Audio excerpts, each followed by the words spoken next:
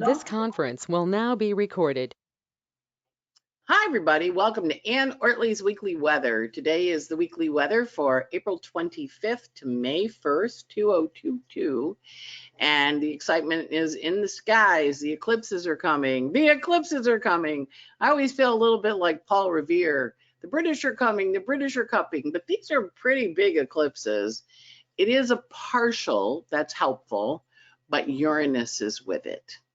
And there's a lot of juicy energy in the heavens. So busy week ahead, very emotional, very sensitive, very intense. And so let's get started. We have a lot going on, and we're going to be working with this energy very intensely over the next 4 weeks.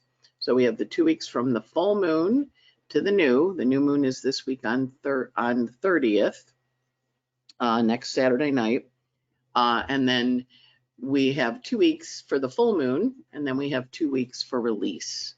So there's a very intense energy. But as we're going to the illuminating moon, meaning the sun and the moon meet together, so we find out stuff.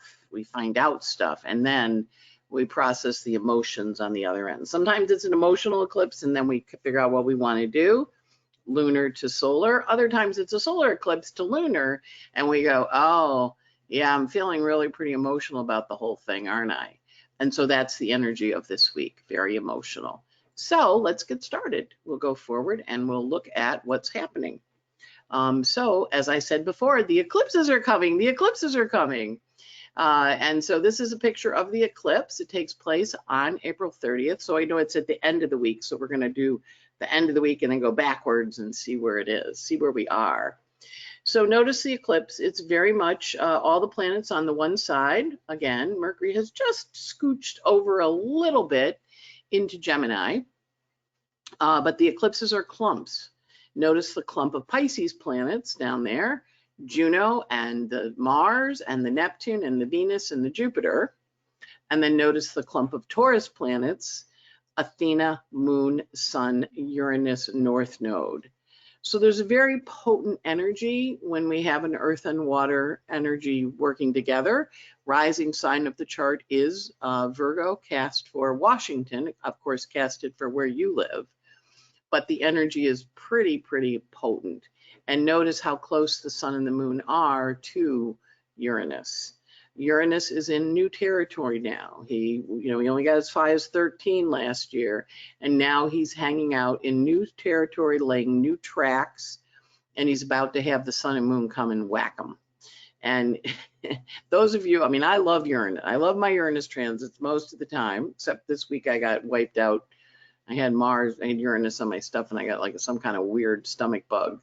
But and I had Mars on my moon, so I got attacked. I think it was the raw oysters, frankly, that got me. But who knows?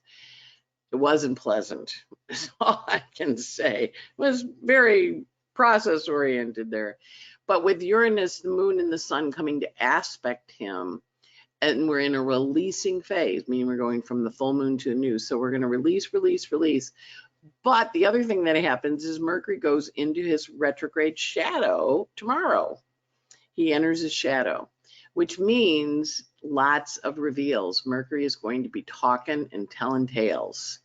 Also, Mercury goes into Gemini the day before the eclipse. So he's very chatty. He's like full of news and stories, but he is also trine to Pluto. So sometimes when Mercury's in Gemini trine to Pluto and he has an upcoming retrograde, he's very tricky because he goes, well, you know about that fight that so-and-so had. And you're like, no, I didn't hear about the fight. What fight? This is one of those things where you're going to hear stuff. You're going to hear cat fight over in my corner of my kitchen. You're going to hear stuff and you're going to have to figure out what you want to do about it. Now, I would encourage you with these aspects, if you hear something that does not make sense, double check it. It's important to double check it because this is the kind of Mercury where people say things and you kind of hear it on a different level, or they're saying things on purpose to get you annoyed because of the trine to Pluto, right? They're telling you stuff that technically you should know, may change how you feel about people, may change how you think about people. You may look at it and go, okay, well, what's that about? And it is Mercury trine Pluto. And as he enters his shadow is going to be at the degree of 26 Taurus. So the Mercury in Taurus trines Pluto. Now, little politics here. I live in Florida. We passed a bill. The state legislature passed a bill, which has been named the Don't Say Gay bill. This weekend, on the approach to the eclipse, right? You know, we always watch what happens. Governor DeSantis took away the special, Disney was set up 50 years ago as a special city. Of course, it's 49 years. It's Chiron return for Disney, right? Chiron and Aries. They got a special tax break where they run the community they're in. And so Ron DeSantis in the Florida legislature, which is Republican led, Disney said they were going to work to reverse the bill. And they said, okay, we're going to go after your tax status. Very Taurus, very Scorpio. What are the nodes in Taurus and Scorpio? So they did a legislature and they signed it into law saying we're taking away Disney's tax status. Now, you know, you can think what you want about our country, but there is a little bit of an unholy alliance between the corporations and the government, right? And with Pluto in Capricorn, it's asking us to change that alliance. It's looking at the alliance with a little bit of a beady eye and going, you know, we're supposed to change that alliance. So basically the state of Florida went after the mouse, Disney, who was a huge employer, biggest employer in the state, huge source of revenue. And he says, Ron DeSantis, I don't want any woke companies. I'm like, what, you want to be asleep? You want to be asleep? Pay attention. A lot of kids have gay parents, 2 moms, 2 dads. What are they going to do in show and tell through 3rd grade? I mean, it's just kind of a weird bill. But more importantly, Ron DeSantis is a Virgo. Mercury, not in great shape in Taurus, not in great shape trining Pluto. So he did this stunt, and Disney said, we're not going to contribute to legislature donations, and we're going to look to reverse it. And I just looked at this and I went, wow, every corporation in America is watching this. And they're all going, wow, if we give to these people, these Republicans, this is what they're going to do to us if we don't agree with their rules. Maybe we need to back other people. And I went, ooh, is Florida going to turn blue? Could be fun. I was like, wow, not good. We're in the decant of Virgo, Pluto in Virgo. No. But I was laughing and I thought, well, clearly Ron does not have an astrologer, and he's kind of that Virgo energy that's a little, you know, I'm a Virgo. I can talk trash about it. It's lower form Virgo, right? So I was like, oh, Ron, I don't think this is a good idea. 1, I don't think they're going to let you be president when you do crap like this.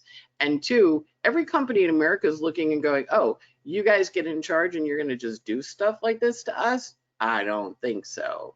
So it'll be really interesting to see the fallout of this, because it is taking place. It's taking place with some really funky aspects. Net is the way we're looking at it. So quite exciting. Stay tuned, as Rachel Maddow says. So the eclipses are bringing to light situations and making us look at things. That's enough politics. We're going to go on to the next. But I must say, I was chuckling. I went, not a good idea, Ronnie. You know, that lower form bitchy Virgo, excuse my French for those with young children listening, that B Virgo, not a good look, not a good look. So, you know, you live, you learn. And Ron's having some tough transits. Got a little power hungry, that boy is. So we look at this energy and we understand we're having all these shifts and changes. We're having all these processes. We're having all these new developments. So as the energy goes forward, we're going to really watch this eclipse and figure out what we want to do with it. And most importantly, Venus, you can see she's rolling there through the stuff. So let's take a second and look at her. Now remember, look at these charts. Very Western for the United States, cast for Washington, obviously cast it for your location. But we do have Mercury rising at the last degrees of Virgo. And Disney, for all its beauty, is a Virgo company, because it is very much about the animation and the details and working with children. And, you know, the mothers all die in the movies. So that's Virgo rising. You're, you know, raised by Cinderella. You become orphaned. So yeah, so definitely a chart for Disney to pay attention to. And the Disney stock chart's really interesting. So we look at the Arabic parts for this, which has a lot of energy with Chiron aspecting the part it plays, which is always when that's in the sky, there's a story unfolding. And of course, Chiron's in Aries. You know, how are we to act? What are we to do? The fixed stars, not particularly exciting fixed stars. They're kind of, you know, okay ones, nothing dramatic. But we do have some interesting asteroids. Mercury, who's now in Gemini, 2 stories, and he's the ruler of the rising sign in Virgo, is on Phaeton. Now, if you remember Phaeton's myth, he didn't have a father. Virgos are mother identified children, so Ron's mother identified. He's a Virgo, what can I say? So whatever his father's story was, not particularly great. And with Mercury on Phaeton, this promises a fall. Remember, Phaeton didn't see his dad, and he went and took his chariot, and he ran off with it, and then burned the earth up and froze the earth, and they whacked him with a lightning bolt, and he fell in the water, and he drowned. So Mercury is on Phaeton. Watch for news of falls. Watch for news of changes that are kind of tied to feeling resentful about what you didn't get. Very important to pay attention to this. Uranus is also opposite Hidalgo. Uranus, of course, rules unusual family structures, rules unusual things. Opposite Hidalgo wants to right the wrongs. We also see Orpheus and Eurydice active. Pluto on Orpheus, Eurydice with Mars. So we know that there is a story of descending into the underworld with this aspect.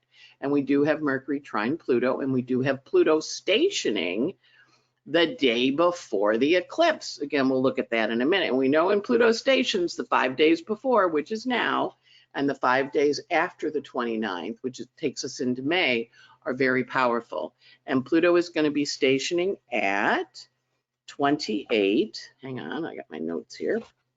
Pluto is going to be stationing at 28:35, and he's going to go backwards until October 9th. But he entered his shadow, which is the story of the Pluto, on January 6th of 2022. And if you remember, there were a lot of celebrations or meetings or things. And one of the things that was kind of a striking image was Congress talking about what went on January 6th, and there were no Republicans there, except for Liz Cheney and her dad, right? And Adam Kinzinger was giving birth, so he was home.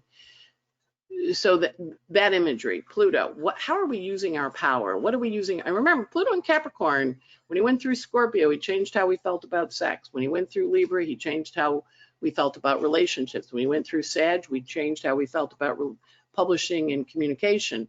When he went through Capricorn, government, corporations, those are the people on the change block.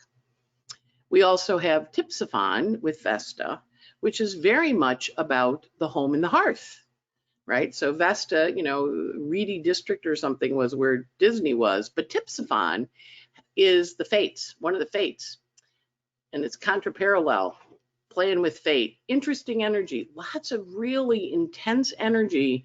The choices you make on this eclipse are huge. You also have the Sun and Venus on Eros. That can be really nice for relationships, passions, excitement, and of course, like, what are we passionate about? What are we exciting about? Now, the chart for the eclipse, of course, has the Sun and the Moon and Uranus in the 8th house. So there's all this information about what's going to happen with the tax status in this poor place in Florida, the billions of dollars of debt. I mean, there's a whole bunch of stuff going down. So it'll be really interesting. But it's also what's of value to you. How are you valued? Why are you valued? So this eclipse is really going to bring up our value issues. And then notice Venus is hanging out with Jupiter and Neptune. Here she meets up with Neptune on April 27th. Again, Jupiter and Neptune just met a couple weeks ago on April 12th to start a new 13-year cycle. And here comes Venus. Moon hits them this week, today and tomorrow, Monday. Venus goes in and wakes them up. And she goes, hello, fellas, how are ya? You kind of can hear them singing, hello, Dolly. Well, hello, Dolly. It's so nice to have you back in town. Venus, come on over. So she meets up with Neptune. Again, look at this chart. it's got an interesting energy. See the Mercury trining the Pluto, right?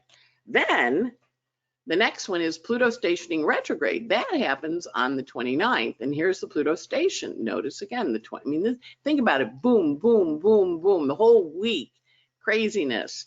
So Pluto stations to go retrograde, and he's retrograde till October, but he's also back to January 6th of 2022, which was a year after the attack on the Capitol. So we know that there's stories afoot about this. And of course, we just had the tapes with McCarthy where he was going to tell Trump to resign and he didn't. And then he said he didn't say it. And then they released the tape. And then, all that, that's all Mercury trine Pluto. Going to be a fun 4 more, what do we got? 5 more weeks, 5 more weeks of this crazy reveal stuff. But when Pluto stations, we know we have earthquakes, we have power dynamics, we have power struggles. So we're going to watch for that Pluto and see what he does, because he's now going backwards. Notice he is talking to Mercury in a trine. He's also talking to Venus and Jupiter and Neptune. That's called the minor grand trine, right? The big trine between the two, and then the sextiles between Mercury and the Neptune planets. Minor grand trines are incredibly fertile. So you want to really work on getting your stuff out the door into the world, because this is juicy, juicy stuff. Yes, I know it's an eclipse. Yes, I know there's Uranus, but just trust the process. This is such a juicy new moon. It's so accelerated. It's moving so rapidly. I would just really encourage you to use it, with the idea being eclipses take us places. It is an eclipse on the North Node, so it does want to invite us to travel. And then Mercury enters Gemini right before. Remember, he enters his shadow tomorrow, but he enters Gemini. There's a small cat here making noise. He enters Gemini on Friday, and he's going to be dancing through Gemini until July 6th. Mercury in Gemini for 3 months is going to be a riot, because we're going to find out all sorts of stuff. But remember, he's in Gemini, so you get part 1 of the story, then you get part 2 of the story, and then you get part 3 of the story, and then you're like, oh my God, there's so many parts. Yeah, that's what Mercury likes, because he's like a trickster, but he's also trying to Pluto stopped, and he's like, oh baby, I got stuff. Remember, Mercury can go to the underworld. He's the only planet that can go there, visit Pluto. So he is bringing stuff up from the underworld, and he is telling tales.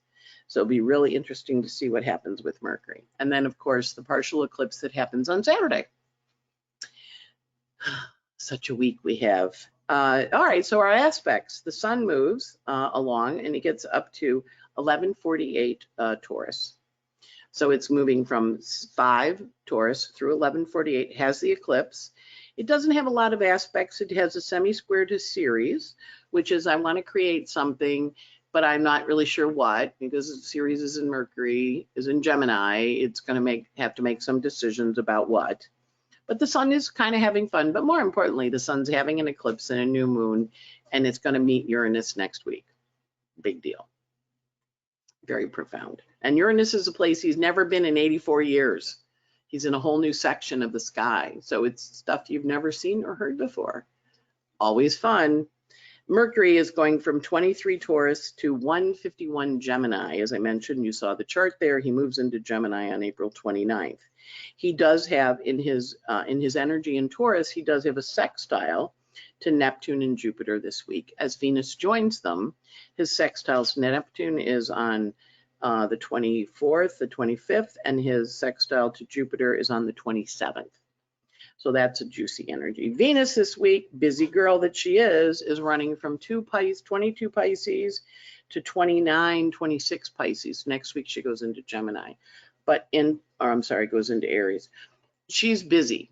Venus is super busy this week. As we mentioned, she hits the nodes of fate. She's going to trine them like a water spout, shoot the energy up, shoot the energy out. Then she's going to have a conjunction to Neptune. That happens on the 27th. And she has parallels with Neptune and Athena, so she revises her strategy. She has a little fight with Eris on the 27th. And then she meets up with Jupiter on the 30th and says, wow, let's do it. And then she has a sextile to Pluto. So Venus is super strong, super active. She's in Pisces. She's roaming between 22 and 29 this week. So really pay attention to the love, money, value stories. Venus in Pisces sees people's souls. She doesn't necessarily hold them accountable, but she sees their passions. So really just indulge in the passions, indulge in the dreamy, visionary, laying on a hammock, looking at the clouds, thinking about your life, figuring out what's important. So Venus is big. Mars this week not doing a whole lot. He goes from 9 Pisces to 1253, but he does have a quintile with the North Node on April 28th, which usually is he gets invited to do something. So accept offers. Mars gets offers this week, and you should take them. You should say, all right, that sounds interesting. I can do that. Saturn doesn't have a whole lot. He's not moving fast, but he does have a trine to Ceres in Gemini. And Ceres is out of bounds. So when Saturn trines her, he wants to do some kind of collaborative, creative idea work. Again, it's all air with Saturn and Ceres, but it's ideas start things. So we're going to go with that. Neptune and Jupiter both have a little cranky aspect with Eris, which means, she kind of, she just likes to stir the pot. And they're kind of like, we're a little over it, Eris. I know you like to stir the pot, but we're not up for it this week. Try and avoid fighting. It's Mars is in Pisces, so he doesn't really like to fight when he's in Pisces. He's like a fish Mars. He tends to get emotional and feel sad, But Justin Timberlake video Cry Me a River comes to mind. So watching that. And then, of course, Pluto stationing to go retrograde is a juicy one. So it's busy week in terms of that stuff. We also have Pallas Athena leaving Aries, where she's been in warrior mode, and she's going into Taurus on April 30th. So that's kind of a juicy forward motion energy. We look at the moon calendar. Eclipse week, I'm just going to say the whole week is emotional, but watch big deal on the 27th. There's so many aspects on the 27th. And then, of course, on the 29th. So the Donald Blandford day this week is the 27th. That's the DB day. And then because there's so much turbulence and change on the 29th with Pluto stationing, Mercury changing signs, and the moon going into Taurus, there's a lot of, volatility that day. So we want to kind of watch that. And we also have a void moon where the moon goes void square to Pluto. So that's kind of an intense day, that Friday the 29th. And then, of course, it's the eclipse. Can't make this stuff up. It's a busy week. The 1st of May is nice. May Day, of course, is when Ramadan ends. And there's a little bit of stress, but not too bad on the 1st. So those are the moons for the week. So when we're looking at this energy, it's important to remember eclipses give us a sense of urgency. They make us feel like we absolutely positively have to do something right this second, and you don't. You're better off with all this intense energy, taking a pulse, taking a beat, sitting and watching it, and going, oh, okay, what is going on? And giving it permission to unfold. You are going to have Mercury retrograde in the middle of this thing. So you're going to be working with partial information at best, possibly wrong information, because Mercury is a trickster and he's trining Pluto, and Pluto's retrograde, and Mercury's like, okay, I can be a brat because Pluto's not around and I can say things. And I was reminded of a Law and Order episode. I've really been getting into Law and Order because I like the bad guys getting caught and thrown into jail. It's very satisfying. And there was an episode with Jerry Orbach where he had a conflict with this one guy, and the guy said, yeah, I killed the bitch. Excuse my French again. And Jerry was like, he confessed. And then nobody believed Jerry. And at the end of the episode, the DA said, so what'd you say to him? He said, yeah, I told him I killed her. And it was like one of those things. So it's Mercury trine Pluto. Dark information coming to light that you probably knew about on some level, but you didn't really know about, but now you find out. But it's also got a trickster component, and it has parts to it. So it's important to wait and get all the parts to really understand what they are, because they're going to help you figure out what you want to do about it. And you don't have full information until July 6th, when Mercury gets out of its shadow and out of Gemini. Until then, we're dealing with Mercury in trickster mode starting this week, but also because he is really feeling his oats because he's got a square to Jupiter and Venus. He's got a trine to Pluto. He's got a trine to, going to have a trine to Saturn soon. Yeah, he's a little out of control. So when we have that kind of Mercury, it's always important to double check your words, double check your thoughts. Don't put anything in writing you don't want published in the newspaper. Just trust that Mercury is here to reveal things. And if something gets revealed, which it may, you want to be like, oh, yeah, that happened. No lying, you're going to get caught. Mercury catches you. And trust that energy of, I'm supposed to know this. There's like a water spout energy, like here's the information, and you kind of may go, well, I'm a little overwhelmed. Again, that's okay. That's part of the deal, but it also is part of the information. Remember having our Pluto return as a country here in the United States. So Mercury is, you know, Mercury's talking, communicating, sharing his ideas as we figure out what we want to do. And it's important to watch the news, watch the media, look for things that are optimistic, but also do expect lots and lots of stuff to be told, because that's what Mercury's up to doing. Now I have a couple of website opportunities for you here. The Venus Jupiter, I have the Pluto return of the United States, which is a 90-minute webinar and talks about where the Pluto return is happening. And of course, the next Pluto part is July 11th. So we have Mercury, we have Pallas Athena going into Taurus until July 5th. So we have a lot of stuff that's going to end right before that next Pluto return, retrograde Pluto return.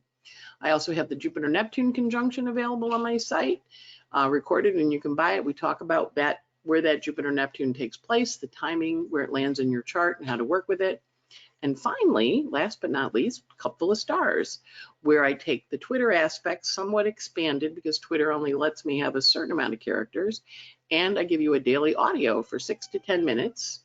I know, hi, what's up? I know, you're just telling me stories. So you can sign up at Patreon under Ann Ortelee, and it's $17 a month.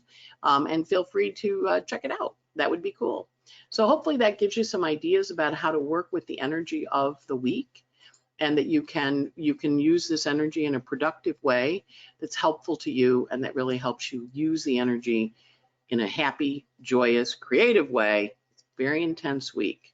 So when we have a week that's this intense, it's important to trust the process, double check the information. Mercury's in his shadow.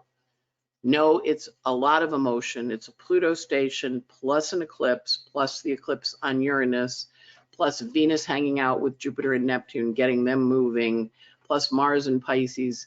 He's a little befuddled when he's in Pisces. He's like, do I go left? Do I go right? Which way do I go? I don't know. I don't know what I'm supposed to do. And he's also really emotional. And Mars really hates it when he cries. But he might cry this week. And it'll be an ugly cry. It'll be an ugly cry. So hopefully that helps, and you have a great week. 90 seconds. Take care. Bye-bye.